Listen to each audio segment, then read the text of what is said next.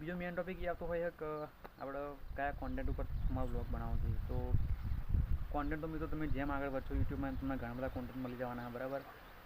જેમ કે તમે કોઈ ટ્રાવેલ બ્લોગ કરતા હોય, તમે કોઈ ખાવાનું સારું બનાવતા હોય, તમને કોઈ જે કે સારી સારી જગ્યા ફરવાનો શોખ હોય, કશું બતાવવાનો શોખ હોય, તમને કંઈક નવું વસ્તુ ટેકનોલોજી પ્રમાણે કંઈક બતાવવું હોય વ્યક્તિઓને, બરાબર.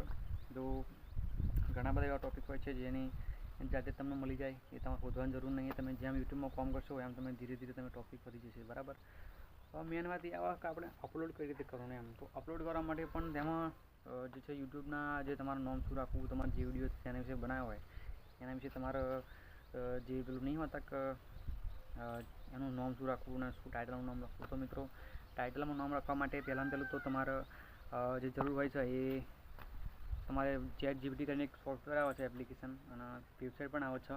એમાં તમારે લોગિન કરી લેવાનું. લોગિન કરીને તમારા જે તમારું નામ રાખવું હોય એ ટાઇટલ હારામાં નામ તમારે અહીં જોઈને લખી દેવાનું એમ.